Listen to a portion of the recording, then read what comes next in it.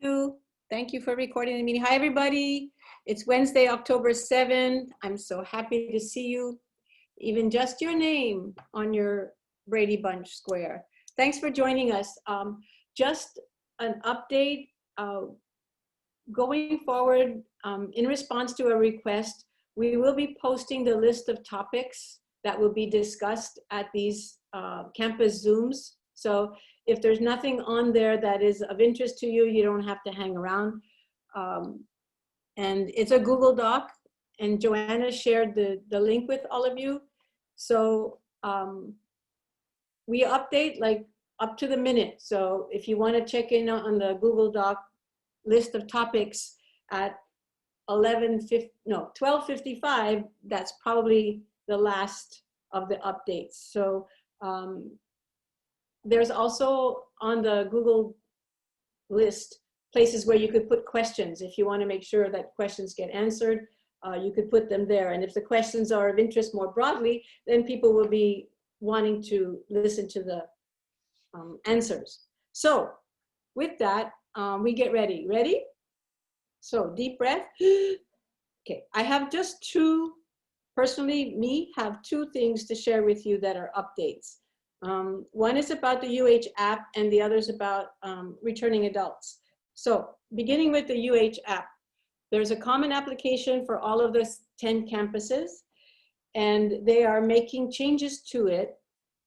And the change that will have the impact is the students will now be able to put in their DOE ID into that UH Common app. And what that means is, once that application is received, we will be able to upload the students' DOE transcripts, all of the list of courses that the student has taken and their grades. What that means is that students will be able to be placed in English and math based on their DOE results, and it will be done algorithmically by the computer. It will not be manual. The computer will make that determination based on what the record involves. And that is huge. So I'm very interested in seeing how that happens. Okay, and returning adults, there's going to be a very big campaign across the campuses for returning adults. There will be PSAs, all kinds of social media going out, targeting returning adults, people who have some credits but have no degree. There's going to be opportunities to waive financial obligations up to a certain limit.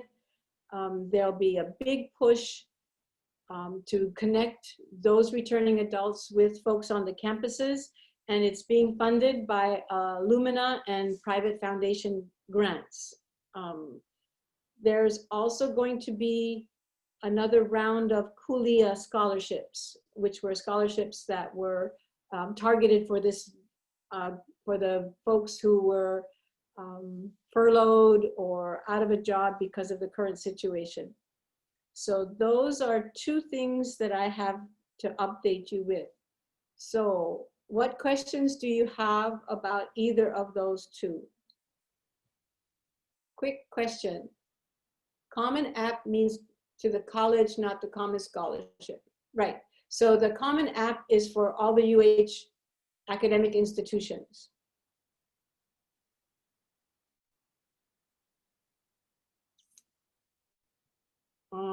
Other questions?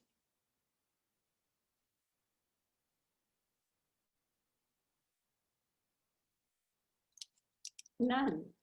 Okay. Some of the members of the ELT have things to update folks on, so let me begin with Noel.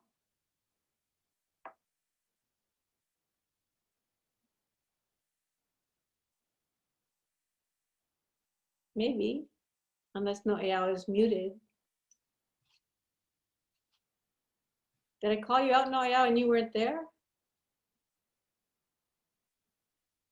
Maybe so. Okay, we're going to skip Noel for now, unless I'm missing something. Okay, Carol? Yes. Let's see, I just wanted to give a very quick update about the City and County of Honolulu and UH Community College Oahu Back to Work program, where we are hoping to train 2,000 unemployed, furloughed, or employees whose hours were greatly reduced due to COVID-19. For Kapiolani Community College, we've focused on health and IT, as well as a few other programs. And, you know, I know we've had some duplications in some of the participant numbers coming in, but without having to go into all those details, we received lists totaling up to close to 800, but I know that we're still working through some of those lists. So we're working on all of that, and our classes started on October the 5th, and we do have rolling registrations, so we have classes going, starting and stopping through the 23rd of December. And tomorrow we will be picking up 50 brand new laptop computers, and we had a few on hand that we're loaning out to students already. And so we're on a roll, and we do thank everyone on the campus for all of the support in helping us get this off the ground. So thank you, everyone. Thanks, Carol. Anybody got questions about the Oahu Back to Work program? That's also being funded from external sources. Yeah, hi Louise and Carol. I have a little bit of a question for Carol. Sure. Yes, Dave. Thanks. Can you just give us a little bit of a sense of what these classes are looking like, or what the format is looking like? I mean, obviously these are short term or non-credit, obviously. So can you just give us or me, I mean, if many else. Yeah. These are short-term classes, and for example, in the health classes, they were doing phlebotomy, and they're doing farm tech classes, and I think Sally's probably on here if she wants to give more detail. And under the IT classes, Tom Moore's class, for example, is Microsoft Word, Excel, and PowerPoint that are all consolidated together. It's a class that he usually teaches over the summertime. It ends up in certifications, so the certification testing and expense for that is also included. And so, you know, it was condensed, of course, and we're able to offer that. So it started on the 5th of October and will run into November, and then there's a couple of sessions going, and then we're going to run more sections in November. And, you know, I really wanted to talk to you because I honestly think that, you know, there are definitely some classes that could be modularized and offered through hospitality. We are going to, we did add the tour guide certification because of the fact that it ends up with a certification and people can get a job. The idea is to offer classes that can lead to employment or near-term employment. So I've mentioned this to John Richards and and others. You know, I would love to add some more classes, and we are allowed to do that if we think we can get it done between October and the end of December, December 23rd. We can still add things. So if you want to talk to me, give me a call. Sure, and that was actually Shirley and I and Mel and somebody talked a week and a half ago about stuff similar to that. So yeah, and I just curious. So the instructors are our instructors, our credit instructors, and they're we cannot where are the instructors coming from? Okay, we cannot use the credit faculty because it is federal CARES Act funding. We could use them if it was summertime and they were 9-month faculty, but we are using lectures. you know, and we have to be careful not to go over a certain number of TEs as their full workload, or we are using people from industry, you know, who can be brought on as casual hires. And so even such things as, you know, like Pat Cram used to teach and so forth, things like that we could do. And I think a real possibility in your area is, you know, to do some sustainable tourism. Okay? Okay, sounds good. Thanks. Uh-huh. Carol. Thank Oh, Go Yes, ahead. Navat. and I'm sure Louise will correct me if I'm wrong, but Yep. you know, my understanding is with 9-month faculty, they have 3 credits of overload in the fall and 3 credits of overload in the spring. So is there another reason why a full-time 9-month faculty couldn't step in and help? Yeah, because it's federal Yeah, money. Oh, and yeah, we okay. wanted to use some faculty to teach Python, and we were told no because it's federal funding. If this was going on in the summer, we could have. Got it. So, but if you made a request to allow for overload, you could. Well, you know, there's 3 conditions for overload on federal funds, right? The first one, you know, is it cannot be the person's usual job. Mm. And this is usually what the person does. Second, it needs to be across department. And third, you need to get approval of the funder. And this would have to go all the way back to the federal government. And I don't, you know, who's the boss of CARES? I think it's US DOE. And we don't have a program officer, so I have no idea who to call. So probably not. Okay, thank But you. good question. Gives me a chance to let everybody know what needs to happen when you have federal money and you want to overload somebody. Other questions for Carol? Sorry, me again. So I know you said October to December. Do you imagine this continuing? Because no. Well, Because the CARES oh, Act funds are going to end in December, but Mayor Caldwell is very happy with what's happening. So I don't know if they're going to come up with some other source of funding. And, you know, if we do, and if we're able to offer more classes in the spring, we'll keep everybody informed. well, and again, speaking of summer, though, that obviously would be, I know it's a little ways away, but on the same token, to try to pivot and get, you know, the courses ready in a shorter module, and then really using our, you know, our first string, you know, is kind of where, you Yeah. know, this was the conversation I had with, you know, with Shirley, is that one of the issues that we have trying to blend credit and non-credit is, you know, you got you got somebody on full time that is the superstar, and they Right. can't teach. So it would be nice to think about this in the summer. Well, you know, and I, you know, as far as blending credit to non-credit to credit, you know, these are all adult learners who have been unemployed. And I think, you know, once they can start to earn money and so forth, I think it's a perfect audience to start feeding into the college as credit students looking for degrees and certificates, you know, to get back on their feet and get degrees and hopefully, you know, into better paying jobs and back on their feet. So I think it's good that we'll be able to have that kind of information about these people. Thanks, Carol.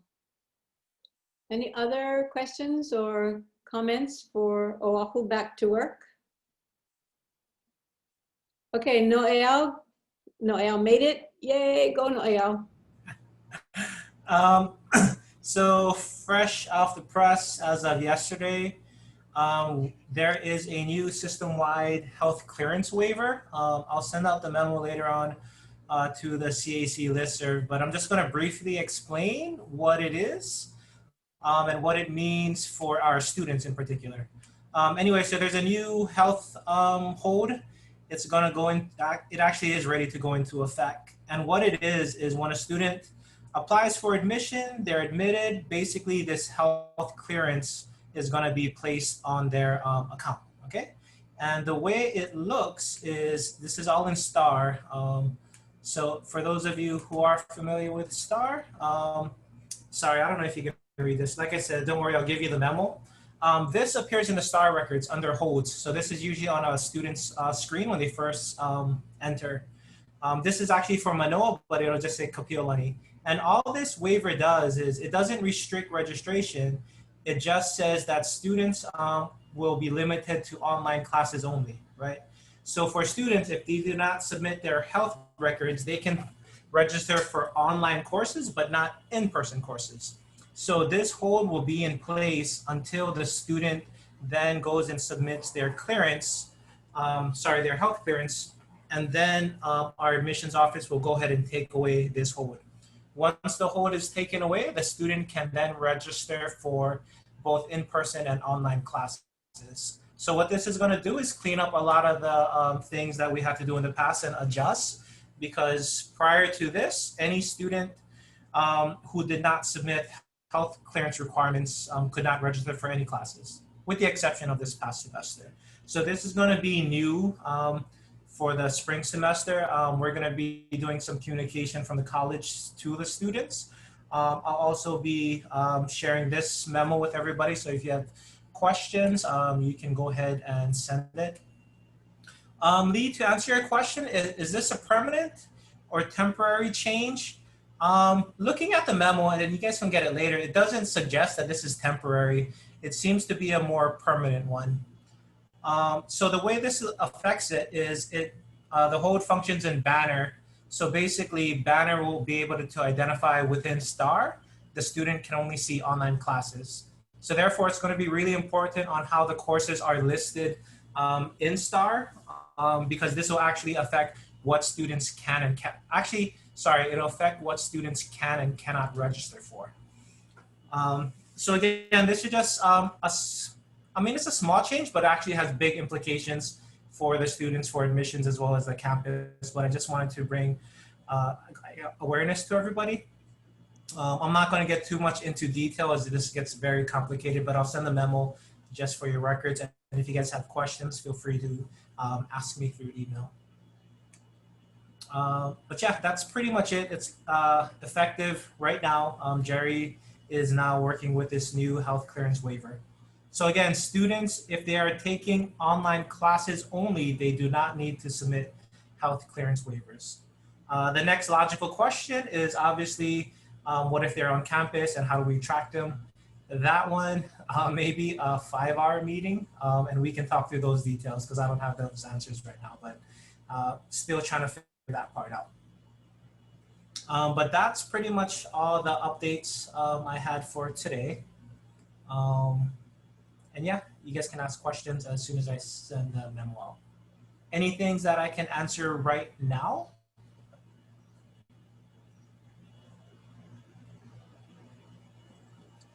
Noel, this is Louise. Hey. This, according to the waiver coming out, this means that beginning spring 2021, the seniors do not need a clearance, health clearance.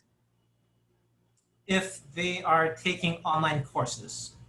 And I think it's only online for seniors right now. Yeah. Okay, Then thank you. it would function the same way. Thank you.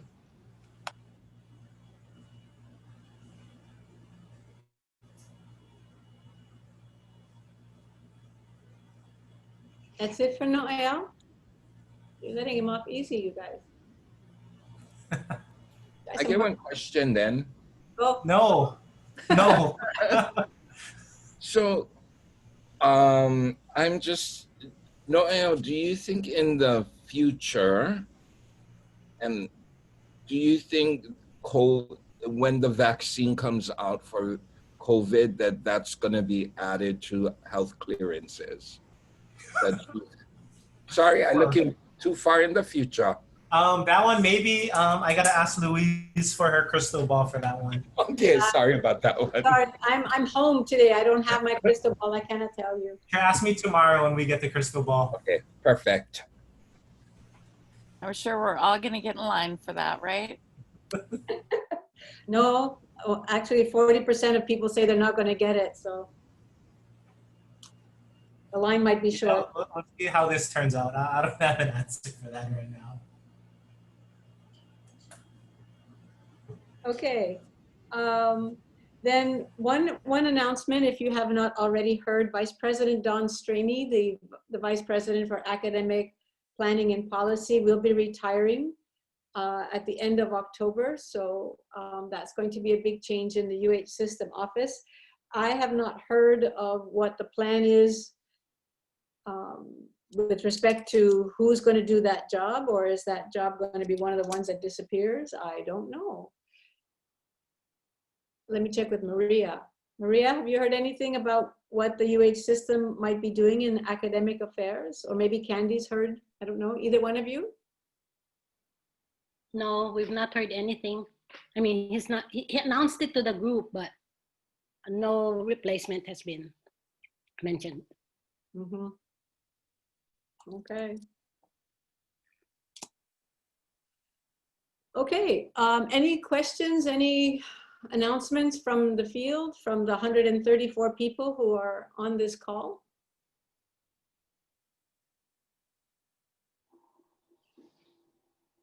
Yes, Maria.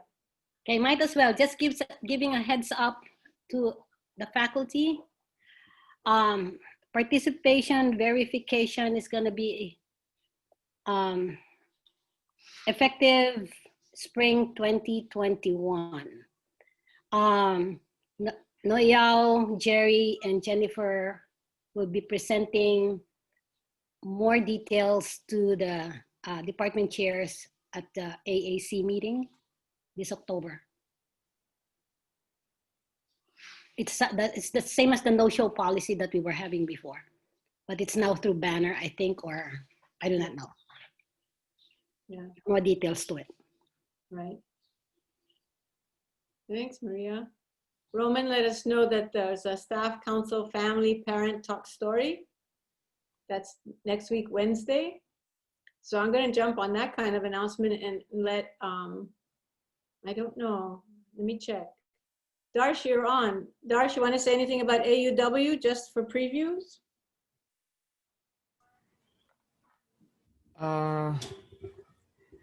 I think we are still in the planning process, and this year we are a little bit behind in preparing for different events. So you guys will hear by the end of this week of how we are proceeding. I think it doesn't matter if we are late. If you're able to donate the amount for a good cause, I think that's something that people would appreciate. So we'll still continue our planning process, and we should be done by the end of this week. So watch out for announcement this Friday. Thank you. Candy asked the question in the chat about the outcomes of the big ideas. The outcomes of the big ideas. Well, the big ideas were summarized and shared with Erica. And at the request of Faculty Senate, I believe that the Consider It website has been reopened for continued feedback and other suggestions. I do want to thank everybody who's jumped on board and put their thoughts in there. Our plan was to make sure that we paid attention to the big ideas as we look ahead to strategic planning and as we look ahead to the changes that are coming down.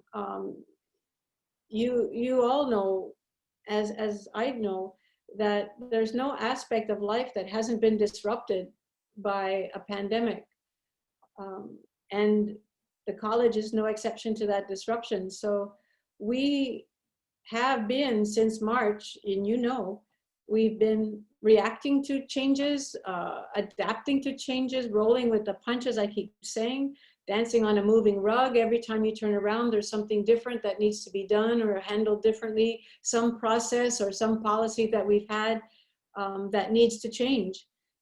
So those big ideas are going to be what helps to ground us in the conversations that will be taking place going forward. So thank you for sharing those. And we will continue on some of those, not all of them, because some of you had some interesting ideas, and some of them can be discussed further, and others are probably not feasible given where we are as an institution or where we are in the economy of the state. So I don't know, Kara, are you on here? Did you reopen the Consider It website? Good afternoon. Yes, I reopened the Consider It website, I believe it was yesterday, and I've been in communication with Candy about that as well. So folks have the ability to post as well as respond to what's already there. Terrific. And if anybody has the website URL available, try throwing that in the chat just so that folks who may not have gotten it or can't find it in their email because it's buried, it'll be right there. And Thanks, Kara.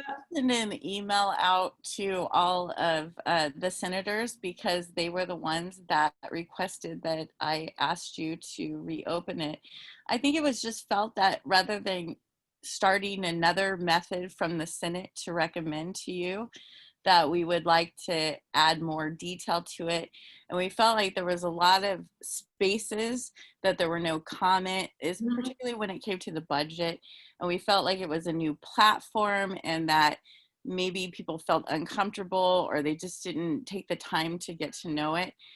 And we felt that, you know, it can't hurt to have more ideas, right? Because we're gonna need them. So we really appreciate you reopening that. But I will get that out to faculty on my end. Terrific. Thanks. Other thoughts, other questions?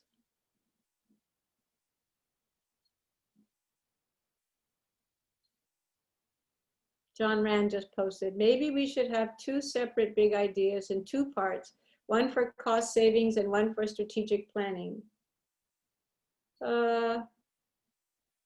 Maybe, but I think for now, if we just keep them in one place, we can figure out how to sort them out later. I think, John.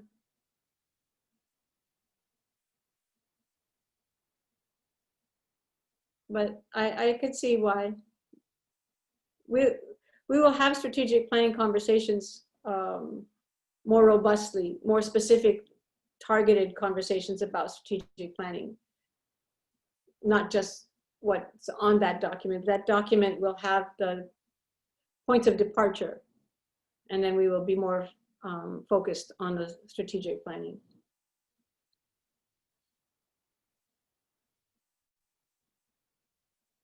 Candy, your rectangle is yellow. Did you want to say something? Not at all. I'm just looking at everybody. I don't know why I'm yellow. Sorry. Lavache says, this statement is closed for consideration. We should innovate with package courses, guaranteed degree, and multiple start times. I don't know what you mean, Lavache, by closed for consideration. It's the only one that needs to be reopened? Oh, it means I missed one out of the X amount. I had to manually go in and close them and reopen them. So I'll go in there now. If anyone has any concerns or questions, if there's any kind of issues like that, feel free to email me directly and I'll put my email in the chat. Carol asked if there's any update about budget. There are campus conversations and the budget managers have been asked to update their account by account allocations. And we have not heard from the governor on what his budget plans are. And not that I'm aware of.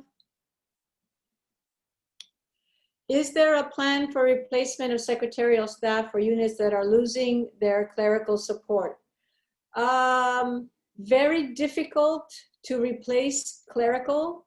I can assure you we've tried and have not been successful to have that process go forward to the president.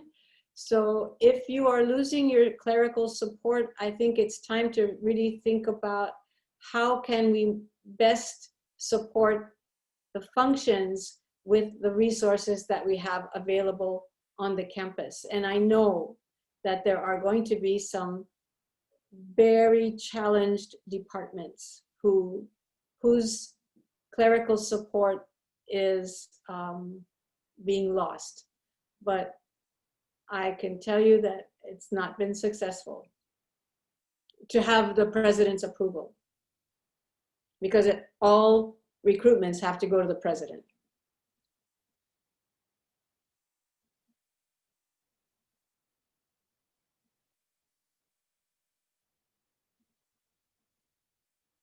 sorry, Louise. So I guess the question was, is there a plan? And the answer is, well, we can't hire. Correct. So that's, I mean, I'm feeling for other departments, and I'm also feeling for my own. So I think people would be very reassured if administration would address this quickly to, you know, calm the fears. I mean, there has to be a plan, and the plan can't just be we can't hire, right? We can't run departments without our clerical support. And so I think this is a priority issue that needs to be handled really quite quickly, so people are assured that they can get the support they need. It will need to be shared support. So if there's an opportunity for the department chairs to sit together with the deans to talk about how do we share resources across departments, I think that's probably going to be the best approach to take. Can I make a suggestion? Sure. So since I've been here, I've noticed that there's a lot of duties and responsibilities that our secretaries and APTs have that could certainly be incorporated by other offices. For example, HR, let's say, you know, the hiring process and the numbers of hours and emails and time that it takes for the secretary to do it. It seems like that's an HR function that could be punted back to them, for example, or for example, certain things that business offices could perhaps take on, the purchasing and approving and all that process. And I mean, it's just a suggestion, but I'm saying it trickles down, it never trickles back up, and these duties can certainly be incorporated by other offices. So that's just my suggestion, and maybe it's far-fetched or naive, but I think it's a rational look at the workload and who best can do it efficiently and effectively with the players we have. So that would be my suggestion. Understood. The one thing that is a saving grace, although it's, you know, detrimental otherwise, is there won't be a whole lot of hiring. So that process isn't going to be too much of a workload on anybody, it seems to me. But I take your point, Lisa, and I'll make sure that we talk about it further for all the departments. And I know it's multiple departments that are seeing this loss of clerical support. Are there secretary positions that are not civil service? Trisha asked. I don't think so. I think all the secretaries are civil service. Somebody from HR can jump in and correct me though. Okay. There's a no there. Okay.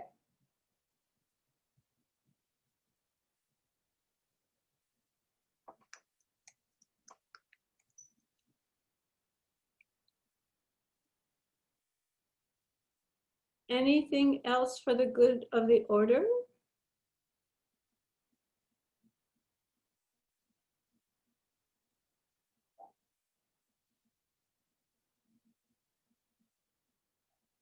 Okay, then you have the gift of time.